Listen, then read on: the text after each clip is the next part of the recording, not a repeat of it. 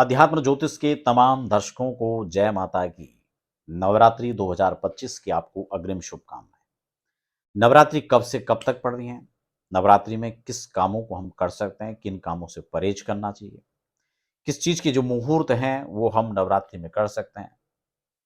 विशेषकर नवरात्रि में हम किस प्रकार से इन नवरात्रि पूजा को करें जिससे आपके जीवन में अनेक प्रकार की जो समस्याएं हैं, अनेक प्रकार के क्लेश कष्ट हैं, उन सबको आप उनका शमन हो सके, उनका समाधान हो सके। इसी चर्चा को हम आगे बढ़ाएं। नए दर्शक हैं तो चैनल पर पहली बार विजिट करें, चैनल को सब्सक्राइब करें, बेल आइकन जरूर प्रेस कर लीजिए ताकि आने वाले समय में भी आपको इसी प्रकार की कुछ खास इंफॉर्मेटिव अपडेट्स प्राप्त होती रहे। देखिए, श्राद्ध पक्ष को लेकर हम पहले चर्चा किया है और श्राद्ध की सारी जानकारी आपको दी है। अब इसमें नवरात्रि जो है 22 तारीख से यानी 22 सितंबर 2025 से शारदीय नवरात्र प्रारंभ होगा, जो कि 1 अक्टूबर तक चलेगा। नवमी 1 अक्टूबर का रहेगा, 2 अक्टूबर को दशमी रहेगी। खास बात यह है कि अगर आप किसी भी नए कार्य की शुरुआत करना चाहते हैं तो आप इन कामों में कर सकते हैं। इसमें यहाँ पर गृह प्रवेश को लेकर के भी चर्चाएं आ रही थी, तो आप गृह प्रवेश भी इस मुहूर्तों में कर सकते हैं। हालांकि उसके लिए मैं स्वतंत्र मुहूर्त पहले बता चुका हूं। खास बात यह भी ध्यान रखना है कि किसी भी मुहूर्त के एक अपने कुछ निजी नियम होते हैं। उस मुहूर्त के नियम शर्तों के अनुसार आप उनको कर सकते हैं। गोचर में अपनी राशि के अनुसार गोचर का चंद्रमा 4, 8, 12 ना हो, एक शुभ लग्न के अंदर, एक शुभ नक्षत्र, शुभ वार के अंदर आप इसको कर सकते हैं। सिर्फ नवरात्रि है इतना पर्याप्त नहीं है, उसके अतिरिक्त भी कई सारी बातें होती हैं जिनको हमें देखना होता है। तो इसमें आपको जो यहां पर अच्छा समय हो सकता है, वैसे नवरात्रि में भगवती की उपासना कैसे करनी है इसको लेकर हम पहले भी चर्चा कर चुके हैं।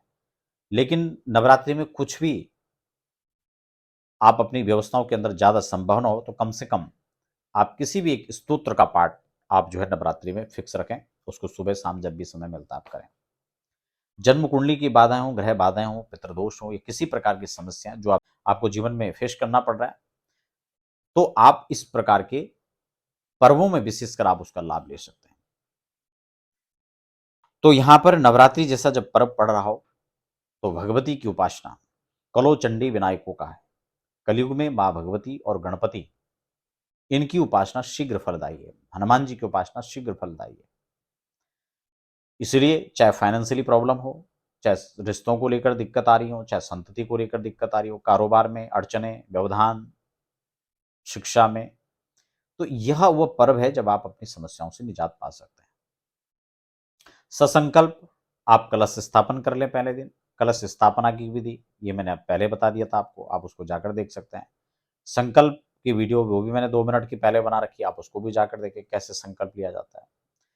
तो आप ससंकल्प जो है दीप स्थापन करें, घट स्थापन करें, और घट स्थापन करने के बाद प्रथम दिवस से लेकर के और 9 दिवस पर्यंत आप इसको करेंगे।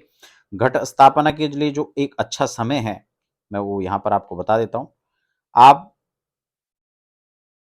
यहां पर घट स्थापना या तो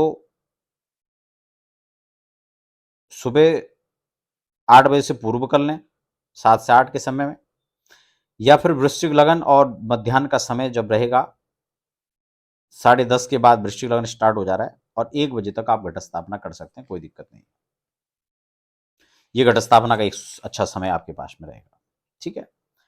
और नवारण मंत्र का जब आप कर सकते हैं अपने घर में, आप वैदिक विद्वानों के द्वारा चंडी पाठ करवा सकते हैं। नवचंडी है, सतचंडी है, इन कार्यक्रमों को आप संपादित करा सकते हैं।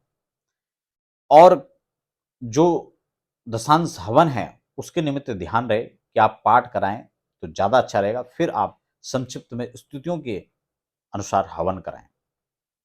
तर्पण, मार्जन, ब्रह्मभोज, ये सब आप उस कार्यक्रम को करें। सांगोपांग विधि से आप भगवती की उपासना आराधना करें। आपके जीवन में जितनी भी समस्याएं उनसे सबसे समाधान पाने के लिए एक अच्छा समय हो सकता है। यदि आप अपने घर में या हमारे संस्थान में आकर इस कार्यक्रम को संपन्न कराना चाहते हैं, आप वैदिक ब्राह्मणों की आवश्यकता है, आप अपने घर में अनुष्ठान कराना चाहते हैं, तो उसके लिए भी आप हमारे संस्थान में संपर्क कर सकते हैं। तो फिलहाल आप सबको नवरात्रि की इसी जानकारी के साथ आपसे लेते हैं विदा। आपको जय माता।